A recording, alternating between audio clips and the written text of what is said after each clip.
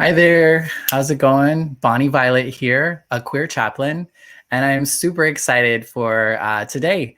Um, and if you don't know where you're at, I often say that for whatever reason, but this is a drag and spirituality named and known series, and this is our first episode with Naomi, and I'll talk with her about her a little bit more in a second. I wanted to take a second to thank Urban Village Church for hosting us for this awesome event. I'm just really excited in case you can't tell, but I'm really excited to begin to have to begin this series. For folks who may not be aware, we are going to be doing this every week. We'll be going live wherever you're at right now, every week for 6 weeks at this time. So put it on your calendars and plan to join us. If for whatever you miss an episode, it will be uploaded as a podcast, as well as you can watch on YouTube or on the Facebooks and other socials of A Queer Chaplain and Urban Village Church. So I think that was all I needed to say. Oh, also, this is immersion of drag and spirituality. So kind of like church meets a drag show. So at drag shows, you often tip your performers. And so you'll see that Saya's Venmo and Cashapp is there if you'd like to send her some coin just to give her some love. That would be great. And then also we can see your comments. So if you have questions or comments, just let us know and we'll try to interact with them as best we can. All right, so I'm really excited. Saya Naomi is my first guest, and I first met her back when I worked at Center on Halstead. I used to do like street outreach, and we were able to work. Saya would get all dolled up as a queen. I wasn't quite a queen yet then. Well, I wasn't. Well, I was a queen, but I didn't look like this. and it was just such a great time, and it brought so much energy to what we were trying to do on the streets. And so when I knew I was going to do this series, I knew she was the first person I wanted to talk to. So without further ado, here is Saya Naomi. Hey, love. How are you? I'm so well. How are you? I'm good. I knew you would have a good nail game. Oh yeah, you already know. Yeah, I didn't. I can't show mine tonight. How are you? I'm doing so good. Feeling great in my skin and bearing through each day. Right? Yeah. Well, awesome. Well, again, I'm just really thrilled that you're here. And I tend to like to just dive right in. So hopefully you'll be comfortable with that. And I like to start when you were young. So tell us a little bit about, little Terry, little Saya. What was life growing up like? Well, little Gilbert was always a little restless, loving crybaby. I was really close to my family. I still am very close to my family. I was really loving. I knew about myself at a very young age. So I expressed who I was throughout my life, all my life. So my family already has a really good knowledge of who I am. So just been this little flower and I blossomed to a great bouquet. Right. So that's how it was. It was really great. I've always been close to my mom, my dad, my stepdad, my grandma. It was a good opening for me in my life. And did you grow up in Chicago, or where did you grow up? I grew up in Milwaukee, Wisconsin with my parents. And when I turned 17, that's when I moved to Chicago because I just wanted, well, when I turned 18 is when I moved to Chicago because I was coming for college. Gotcha. Upbringing was all Milwaukee. It brought me home to what I know my roots. And Chicago has raised me from the little queen to full queen now. Right. And so did you grow up with any sort of like religion or spirituality? Yeah. So growing up, I grew up Jehovah's Witness. And so I didn't celebrate anything. We didn't really do much. We basically just went to the Kingdom Hall with our family and some close family friends. And after that, it was just back home to the regular basics of home chores and growing up that way. Mm-hmm. I also went to a Catholic church, I want to say it was. I was around middle school where I started to experience new things and started going to a church with one of my friends just to see the difference in what church was for them than from what it was for me. Because I noticed for me, we dressed up every time we had to go to the Kingdom Hall. It was like no matter what time of day it was, I had to put my Sunday's best on, my whole family did, and we went from there. And then when I went to my friend's church, I realized I can just go in my khakis and my hoodie. Right. And it just showed me a different side of religion because it then showed me that I didn't have to be in my Sunday's best to go to church. I can just go and worship the way I felt comfortable.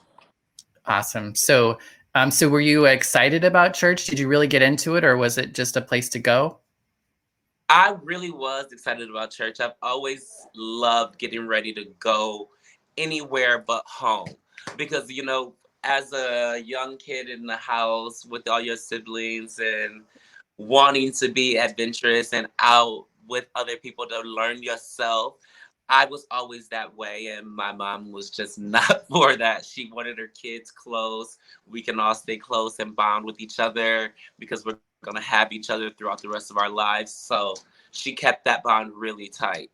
I just was, I realized after I started going to different churches that I wanted to hang out with my friends more. I wanted to go more places. I wanted to do more things. And I can still stay spiritual in that. It just was a different Mhm. practice from what I was raised into doing.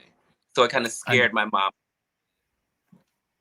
Right, because it was just so different. How was your like your gender, your sexuality? How was that experience with church? Well, I would say when I was younger, going to the Kingdom Hall, that really wasn't anything that I knew of or barely can remember. But I did notice when I started going to my friend's church, there was a few boys there that I liked. And it was kind of strange because I liked them and they liked me. So it was really weird to know that this exchange was happening in a church and it was Mhm. okay, but not talked about. So it was really strange to me. So I never really just like openly bust out the gates, you know, at all. I just was dabbing my feet into things just to see what life was really. Mm-hmm. And Yeah. when did drag come into your life? Did it come into your life pretty young? Yeah, drag came into my life really early. I have an older sister. She's like my idol. I love her to bits. She actually would be I would say this is her fault. So I let her know that We need to because thank her. yes, she was like the girl of my dreams. She's so pretty, and she was the most popular in her school. She was on the dance team. She was a cheerleader. She was like the it girl of my household. She was just so popular and so well known, and everyone loved her. So I really wanted to be just like her. And I would say at an early age, I would steal all her clothes out of her room. Whenever she got new uniforms from dance classes and dance, I would take her uniforms and I would wear all of them. I would wear t-shirts or turtlenecks on my head as my hair. And like I would watch, I would say when I was younger, there's this movie called What's Love Got to Do with It with Angela Mhm. Tina Turner. That movie made the blood boil in my body Mhm. be on stage and to act out and to be a woman that all those things characteristics came together. And every year that my sister's a few years older than I am, so every year she was with us, I just learned more and more from her, and I got to take more clothes from her and like play in her stuff. So it was easy for me growing up, and it wasn't something that I necessarily hid because everyone knew, but I wasn't Mhm. just go out and just be that girl and swinging my hair around because it still wasn't okay, you Right. know. Yeah. And what's your relationship with drag and then your gender identity? My relationship with drag is my only relationship. And my drag identity is she's just a spiritual, fun, loving, wild girl. I'm a Gemini all throughout my whole heart. So I'm going to be this ball of energy, whether I'm in it or out of it. But I choose to be in it mostly because I just love the fun things that girls get. I mean, like the long hair, the makeup, the pretty dresses, the nails, all the different earrings, the Right. accessories, all that stuff just makes me feel happy. It makes me feel like a whole nother person. And I do feel like I'm truly in my skin when I'm able to be loud and vibrant this way. Even though I don't have like a few little shinglings and diamonds and all that, that's not really what I look at for my drag. I look at it as just being a girl. Mm-hmm. Yeah, well, it looks really great on you.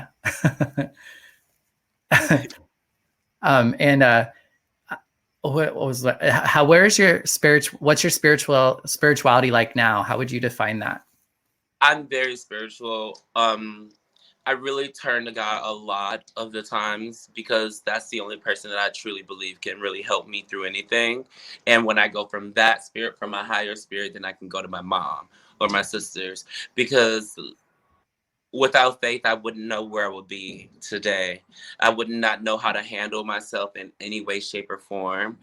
I've shared on my platform many years ago, not many years ago, I would say 3 years ago now, 4 years ago now, I lost my vision in my right eye due to some street violence. I got mugged and I lost my vision. Every day of my life, waking up for those next few days, months, has been pure torture for me because it's it's kind of strange. You get to 30 years old and then you lose your vision, in an eye. Yeah. So things happen and I just turn to the Lord a lot of the time and just ask why and just to find like get questions or find some kind of understanding as to why is this happening to me in my life. Am I going to be able to do what I still be love? And the Lord answers those questions and here I am today with it, doing it all, and I do it all myself. So I didn't let the vision loss stop anything that I had going. It held me back for 7 months, but I got the okay that I can still do it, and here I am making it work. Well, that's awesome. Wow, what a story. I can only imagine how challenging that would have been. It only took you 7 months, huh, to be all ready to go again, huh? That's great. 7 months. And how is it that you connect with God? I pray a lot. I meditate also. And when I don't know exactly what to do, I call my mom because my mom will walk me through any sermon I need. She will open up the book and she will lead me to the right path. And that's usually what gets me going. That sometimes when I don't feel like my spirituality is as strong as I want it to be, I go to my mom because I know she's extremely spiritual. And whatever it is that I need help with, she pulls it right to me. And she tells me you need to go to the good book and talk to the Lord, or lets me know when I need to talk to the Lord. And so I always have that in the back of my mind. So some days I'll just be having my fun, doing what I need to do. And I know when I have to kick it like that to the Lord, I just pray. And I have a few good friends that when I hang out with them, I break out into song and dance and say a prayer because I just get so thankful for where I am in my life, for still making it through the challenge that I've overcome, and to continue to keep the bonds that I have alive. So I've been doing the best I can with staying spiritual with God, with my Lord, the gods, to just by talking every day. Mm-hmm. So you just kind of talk out loud. All the time. I just Yeah. say the prayer, however it happens for anybody is different for everybody. Sometimes wake up out of a crazy dream and I just put my hands together and I pray.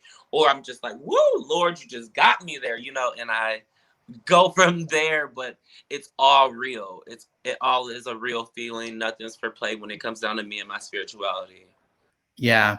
And I think a lot of people who might be watching this, or some people might have wondered how like God and drag, or maybe what God's opinion is on drag. What's your relationship? What's your relationship with God? I guess God's opinion of drag, if you will. I feel like God wouldn't have put this in my position or in my placement if this wasn't supposed to happen for me. I think sometimes that would I even be just a drag queen without the talks that I had with the Lord? Would I have gone full and been a full trans woman without my talks to the Lord? That's what I think about, because I love what I do. This makes me feel absolutely complete. And I realize with having long talk with the Lord, that the Lord has made this who I am. Yeah. When I want to put it on, I can put it on. When I want to take it off, I can take it off. And those conversations that I have with the Lord keep me sane in my body and in my mind and spirit, to know that nothing can knock me off from where I'm going and what I'm doing, because the conversations that I'm having with up above is something that I hold spiritually deep in my heart, and no one can change that. Yeah. That's great. Yeah, I mean, for me too, it's like I feel like the closer I get to God, the queerer I become. Like drag was birthed really out of a lot of that for me. Yeah. Yeah. So part of this series is called Named and Known, and so we're asking everybody kind of like how you came up with your name. Oh, I love this. So I came up with my name because there was a girl I went to diversity club with in high school, and her name was Saya Yang. I really loved her name. We didn't really get along that well because I just thought she was so popular. And I was popular in my school, but it just didn't seem like popular kids at this school and popular kids at this school would get along. You know how Bring It On is, like the popular cheerleaders and the popular cheerleaders, you meet up and it's like all of a sudden confrontation. We don't know why it's. So that was the situation growing up. I didn't know why we had confrontation, but we did. I think it was because we are both like well known and running diversity clubs in our school. So it made us feel like I'm the one that knows really what's going on and the full thing. So it was her where I got my name from, because I was just, I'm gonna steal her name. And I like knew at a young age. And then I also loved modeling. I was modeling at the age of 14 at an agency, and I stopped at the age of 22. And so Naomi was just a given. It was it was either gonna be Naomi or Tyra. And a really, really close friend of mine who also leads me in a lot of spirituality when I was growing up was Sion Flair. And I love her. Oh, that's mother all day. She called me Naomi. She will always call me, like, I was going by just Saya for a while, and I thought about Saya Childs and a few different names. But when Flair said, no, you are Naomi, I said, then I'm Saya Naomi. And I went from there. Then I got like 100 last names because of the boyfriends that I dated and just being young. So I just was like, every boy I date, I'm going to add their last name. And then I just was like, I don't want to do that anymore. Saya Naomi. It's such a beautiful name. I love it. And Sion Flair, oh, I love her. I haven't talked to her in forever, but such a wonderful person. Yes, 100. And I wanted to take a second to say hello to Benjamin. Did you remember Benjamin DaCosta? Benji? He worked with me at Chicago House, but he did a lot of similar work that we did. So hi, Benji. Okay. Hi, Greg. Hi, folks. Just I feel like we have to acknowledge the audience a little bit, for sure. Tell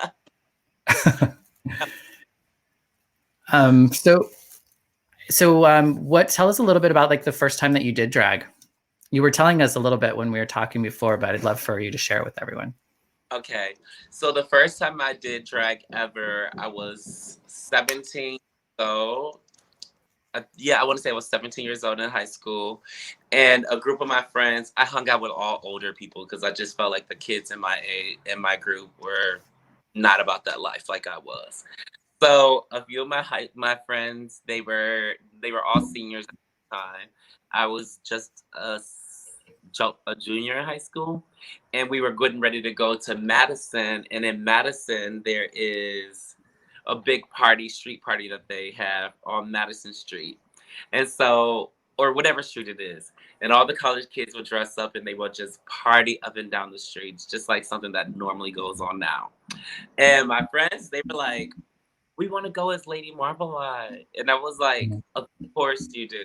So they said to me, they were like, you have to be Little Kim. And I was just like, yes. You know, so happy. I watch the video all the time as if I'm every artist. So I was ready to get into it. I bought like this little white tennis skirt. Oh, actually, I stole it from my sister. I stole one of her bras also. And then I friends give me like a white tank top.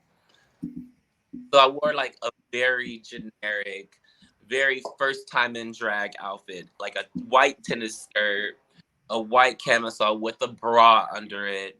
But the prized possession was the boots.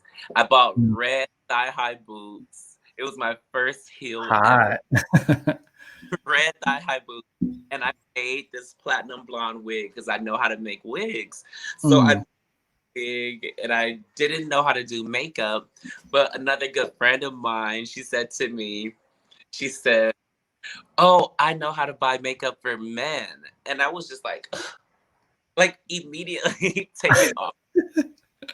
I don't want men, I want makeup girls. And so she's like, well, it's the same thing. And we bought my makeup, my face. Honestly, I would say that I was terrible, but I looked not exactly the same. I wore Halloween lashes. It was a big difference. You know, you can tell. Right. And all of the makeup had fallen off my face by the end of the night. But it was the first time ever in drag. And I did it in Madison. And I did it for 2 nights. So did you love it immediately? Oh, I loved it. I knew what I wanted in my life. There was nothing going to change it. I wanted that. Yeah. Hi, I want to say hello to Milani as well and Marcus. Hi, Milani. Milani's going to be our final guest in 6 weeks. And we do have a question from the audience. David asked, do you have a go-to lip sync song? Anything Rihanna. Anything Rihanna. Anything Rihanna. I also, the type of queen I am, I love to just like, I'm like a scoochie queen, you know, like I have lots of sex appeal. I'm also very funny. Like I like comedy, but I don't do comedy. I'm more a girl that's going to come through and give you, that's a lady, you know. I'm not trying to come and give like people watching the ooh and ah effect. I want them to just come out and see that this woman is really doing her thing, knowing that this is a drag queen. Like that's what I like to get respected for. I don't care about these fancy bedazzled costumes because all of that takes away from the performance. And I've always thought that all that takes away from the performance. So I always stick to what I know. I put on my nice little ooh and ah outfit for them to catch a catch. And then from there, I will give you Rihanna. Anything Rihanna. I just love Rihanna. You know, when you're an artist all the time that you just perform all their songs anyway, that's how it is for me. I put on their album and I can just be at home and I'll perform the whole album. Before I know it, I'm thinking to myself, which one of these songs am I going to perform next? So it just depends on how I feel that day. Right. I love Rihanna. Speaking about drag, what is drag like right now for you? Are you keeping busy with drag or what's that? playing out? How's that playing out? I keep busy in drag regardless of having a booking or not. This is something I love to do. The bars have just made it a bigger, a nicer extra piece for me to get tips and bookings for it. I haven't really been doing many outside bookings at all due to the COVID issue. I still work at Sidetrack, so I'll be there tomorrow for Drag Race UK. And I guess I'll be there on the weekly for that. I'm still finding out new things, but I'm assuming that's what it'll be. Other than that, I haven't done much of any other outside drag. I love to just stick to myself when I'm doing things and dress up in my room, perform for myself, make videos for myself, and just grow my own drag portfolio and doing what I can do through the quarantine and still reaching out to doing other things bigger than just performing in bars though. Right. And so you'll be physically like at Sidetrack for that, or will it be virtual? So, I want to say that I will be physically there because that's what my emails are saying. Right. Building for anyone that wants to see me. I know they've been keeping things very tight because of quarantine and COVID.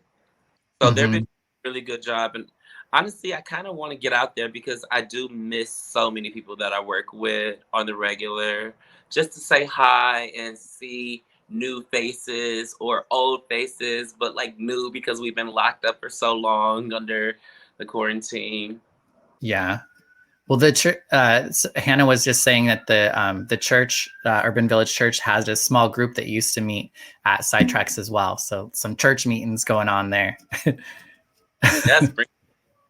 And you've been there a while now, huh? I have been. It's been well over 7 years. Yeah. Mama, and that's literally, honestly, the only place in. Is it still Boys on the strip of Halsted? Yeah. On the that I really work at. Before that, I used to work around. The places that I really care to speak of because I don't really fall in that hard. I like to mind my business. Gotcha. You. Yeah, that was going to kind of have me go into the next thing when you were saying, like, do we call it Boys Town anymore? But also part of that, I know that Chicago, what kind of made the national scene and talking about race and how it impacts, in particular, Black girls in like entertainment. How I guess, do you want to share a little bit about that? Well, as far as that meeting was nothing to me at all. I went in there to say what I had to say, and it just literally backfired on me because it comes to mind that people still aren't getting it through their heads that we all are not treated the same, which is something that I understand. I thought we can all understand this on the same level. Because I said that I wasn't treated like most of those girls, I guess the whole thing went left, and I left.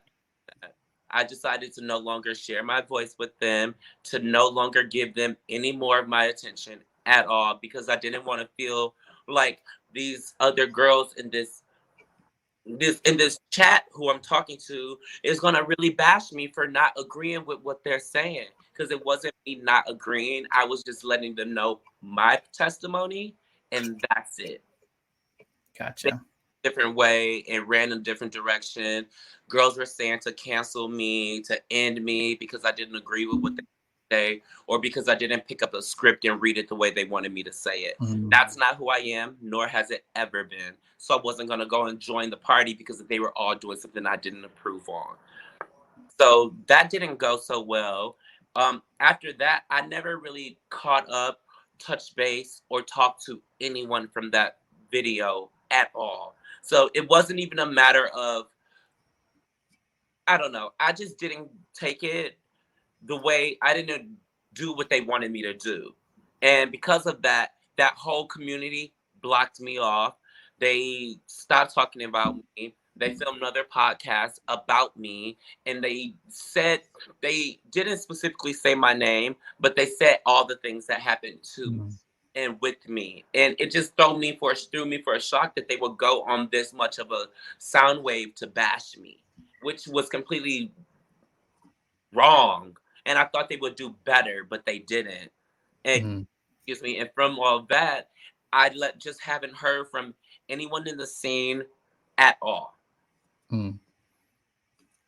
But it doesn't matter or eating at all, you know. Yeah. Well, it's definitely a difficult situation. I can only imagine what that's been like for you. Well, you know, it's kind of strange when you go from being a really popular girl on the strip before all these girls, and then all of a sudden all these girls come around and they want to change the rules. It's not how it works. But they wanted to say what they said, and they had an agenda, and I hope they got what they wanted, but they will never get it from me. Whatever it is that they were looking for, because I just can't work like that. If I don't feel like something is right, I'm not gonna kick anybody when they're down. And that's just what it felt like to me. Understood. Yeah. And what was I going to say to that? I think what we're going to do is just take a quick second to play like a little video clip. Just take a little intermission, get a little sip of our water or whatever. Juan Pablo is going to just show like a little video of the upcoming interviews. Are you there, Juan Pablo? Yes.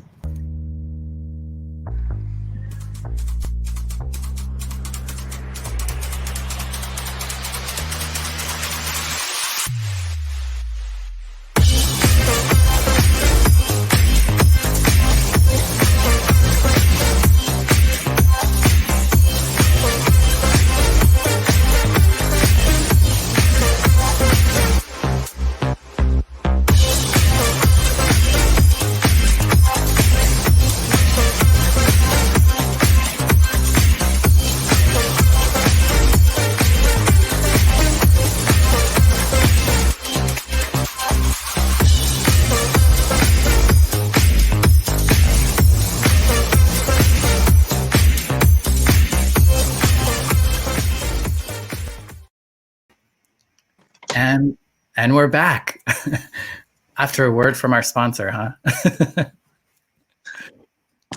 I wanted to invite folks who are watching to ask questions. We'd love to interact with you. So if you have questions of Saya about drag and spirituality, it would be really great. Angel says we're all trying to do our very best as queer folks in times of uncertainty. What does support mean to you, and how do you reach out for help? What does support mean to you? How do you reach out for help? Is this a question for me? For you, yeah. Okay. What does support mean to me, and how do I reach out for help? Support means to me is supporting what the person or whoever you're talking to is doing in a way to make them feel comfortable the best way you can, by listening, sometimes giving advice, and sometimes just being someone there to back your friend or the person who's asking for it. How do I reach out for help? Is really a hard one for me, because I'm not the type to reach out for help. It really gets hard for me.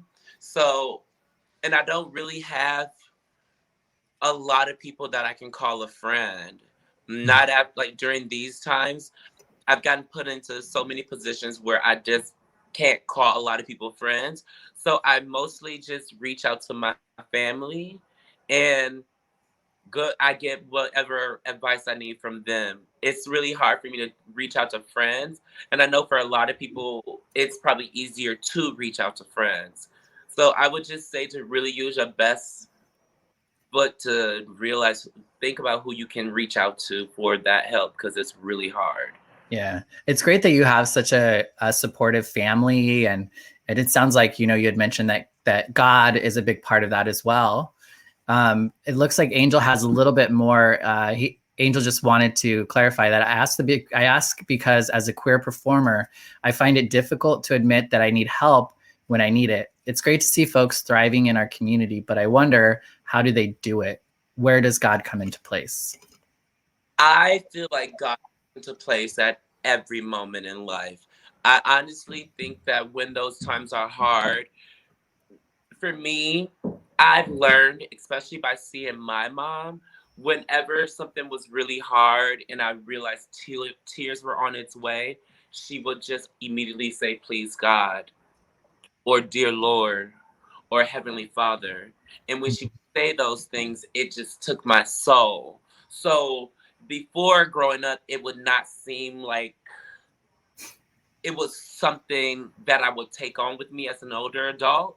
But now it comes into moments where even before I hit the stage, I would say or give myself a prayer, "Please, Lord, let me make it through this performance without falling. With hopefully the crowd likes me." So God comes into my life as an entertainer every day. I wake up because a lot of Black girls, Black trans girls have been losing their lives for doing exactly what I'm doing today. Mm-hmm. So I always turn to God because I know how I am as a person. Who knows if I could have been one of these girls, another name or Mm-hmm. number. So turning to God for me at every waking moment helps me feel like I have an angel above me that's just guiding me through safety. Mm-hmm. I'm really listening to that. And you've been, I mean, you've been around for a long time. So have you noticed it? Have you noticed things change for you as far as, say, when you were a young, like newer on the scene versus now, and how you relate to that? Yeah, I noticed things change dramatically. There has been, I never knew one person to run an entire community or book shows for the entire community. I never knew there was gangs of squads of girls who only work at these events. It wasn't that way. It was individual artists who were friends, who built a strong family bond with each other.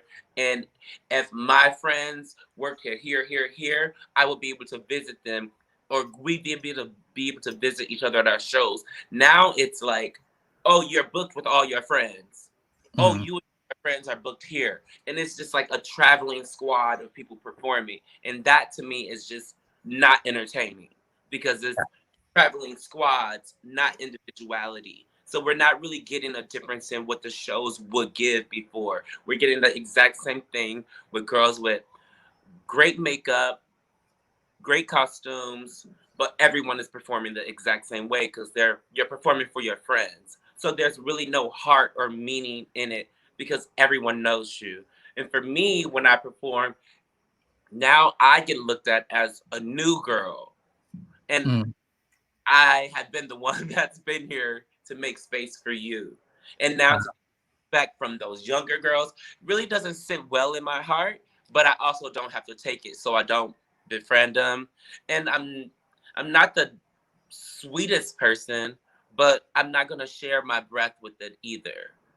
Because in today's world, anything you say, somebody's gonna come and throw back in your face. Mm-hmm. Whether you were joking as a friend that night, they're gonna turn it around and turn it to your enemy the next day. And I don't do that. Right. Don't have time or energy for that anymore, huh? uh, Milani has a question. Has COVID times and being in quarantine made you any less or more spiritual or religious? I think it's made me more spiritual during these times because I don't want to lose myself or get off track of who I am in my spirituality or in my religion. Mm-hmm. So, and like I said, I will reach out to my family before anything. And if I reach out to my mom and my mom doesn't know, she will let me know. You should have been praying. You should have, Mm-hmm. you should have been hands down. You should have been doing this or that. And I listen to that because Mm-hmm. I know when I do pray, things work out for me. And Yeah. I that on to anyone else. And when I try to let them know how I'm doing the way I'm doing, I honestly will tell you all I do is pray. Mm. Praying has saved my life, has kept food on my table, and a roof over my head. I also don't pray when I need it. I pray because it feels good. Mm. So Def- that's that people should also know. Praying doesn't have to happen when you are at your lowest. You can mm. be at your absolute highest and thank God. Or you can just wake up on a Thursday afternoon and feel like praying. I pray because it's another conversation I can have with someone in a different way. Right. And are your prayers any different since COVID?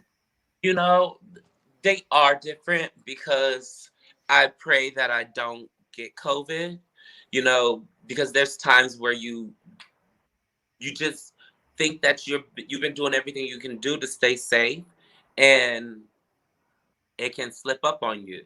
You know, Mhm. I don't want to. I don't know what it will do to me. I know what the effects are and what can happen. So I just pray to stay healthy and stay far away from it so I can make it out. Because for a long time, I just didn't think that. I thought that if I was to get it, I would not make it. But I have both my parents has made it, got it, and gotten through with it. Mm. And since they have, they made sure that they keep our family much closer. And that's just for us and our family. That's a blessing from God. Yeah. Both my parents had it and got through. So it really shows that I need to be with my family as much as I can, because if I was to lose a parent, this would be a very difficult conversation to have. Yeah. So That's definitely something for me that I've thought a lot more about, was like, what if, like, if it could be worried about me, but what about my parents too? And so I'm happy to hear that your parents fared well. yeah. And Angel had a comment. He said, I think it's really beautiful to witness a drag queen talk about God in such a positive way. Thank you. Yeah, I think I want to go ahead and read Hannah's comment as well. Hannah says, I've been hearing this all over, particularly from marginalized folks, but we all always need help in all kinds of ways. It's nothing to be ashamed of. It's a gift of our communities to acknowledge our needs and our interdependence. Let's all ask for help this week. It's going to be a good practice, huh? That would be a good practice because Yeah, I do not know how to ask for help, but I will practice it for you, Hannah. right. Those are the words of a pastor, right? Um, so Jamie also has a question. Jamie's asking, to you, is drag a fraternity and sorority at the same time? Because I heard that once. Um, I will say that could be what drag comes off as, Mm, because you usually start drag when you don't really know how to do it, and you're with a bunch of other you're usually booked with a bunch of newbies who are also just now starting drag. So you get closer to them, and those become your sisters. And you branch out with each other, or you work hard to blossom each other. yeah, And that's when it will become a fraternity or sorority type being. And it goes that way. Unfortunately, some people you grow up with in drag, you branch off away from them in a place where there's no return. So yeah, it's exactly like that. You just have to realize where you want to go, how you want to run with it, and who you want to be.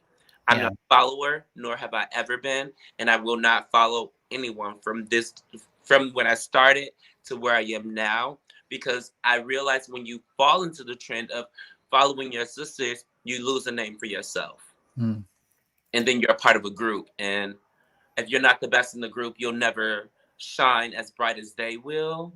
And sometimes they won't even give you that credit.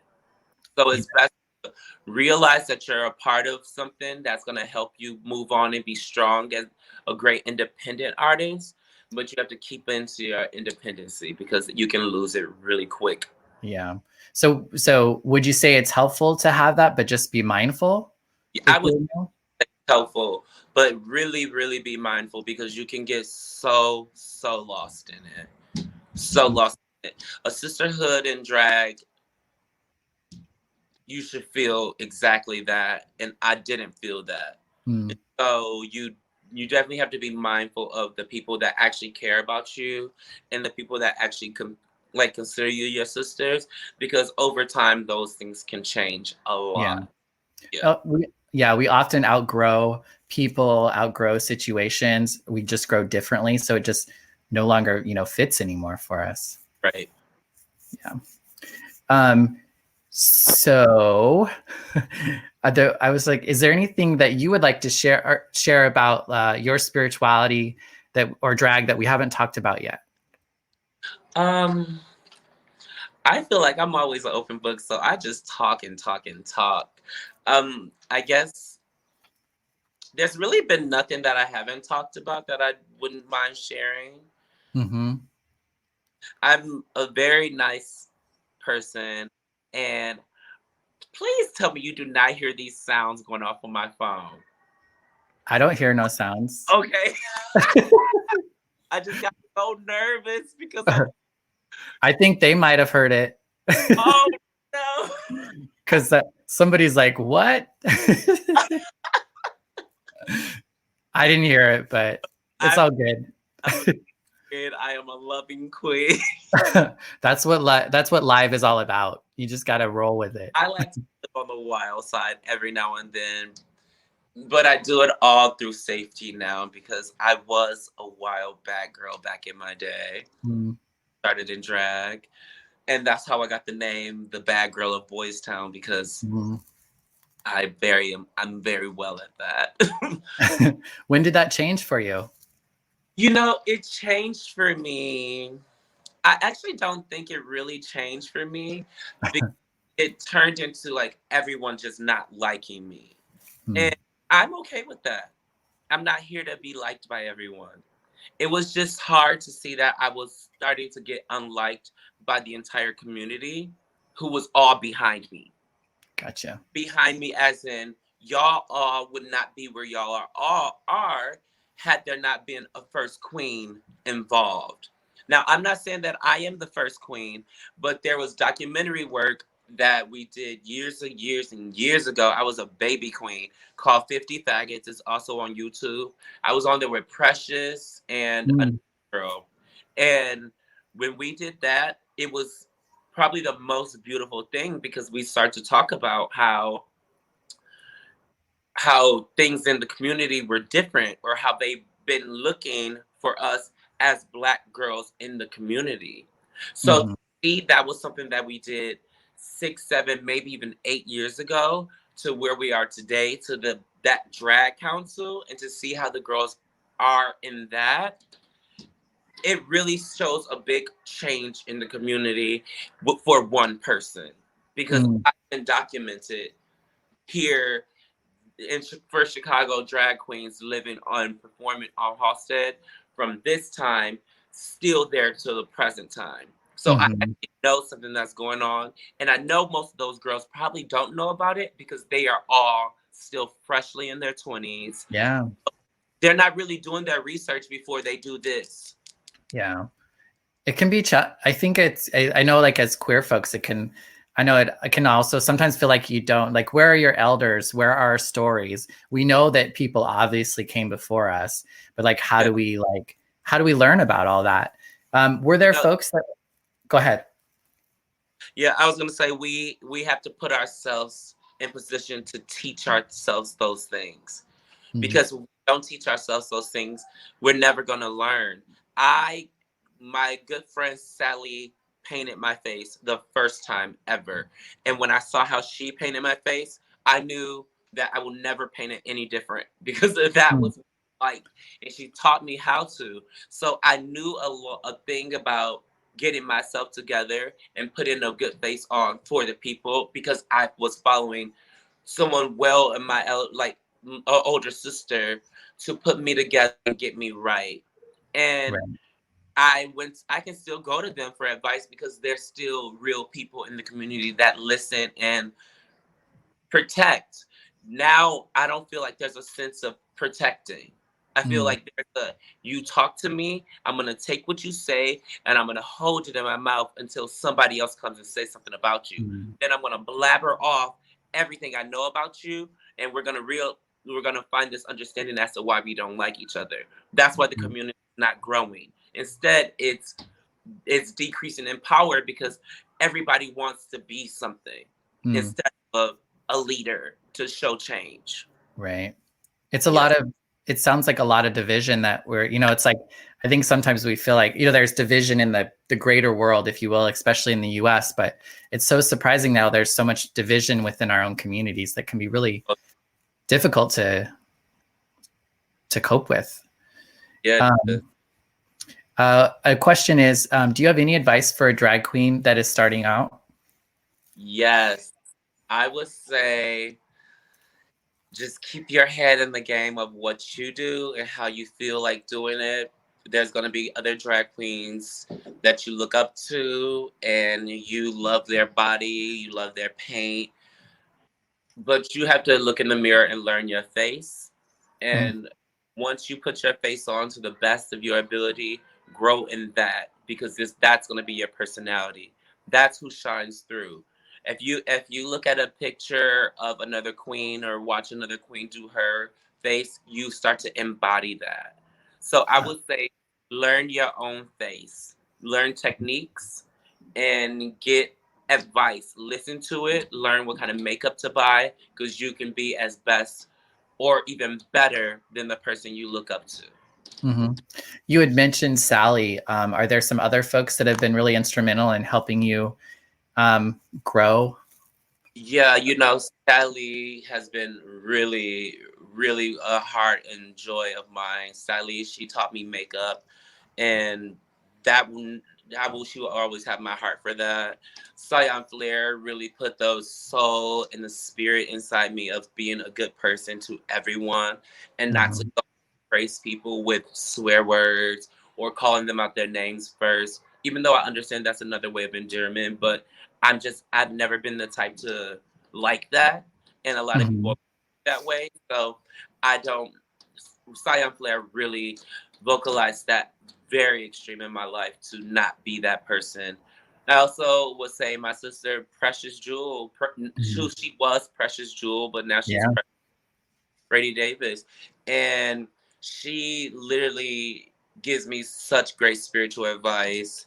Being a mom, keeping my own faith alive, telling me how to expand my voice, teaching me new ways to speak. I love that. She's very instrumental to me in my life.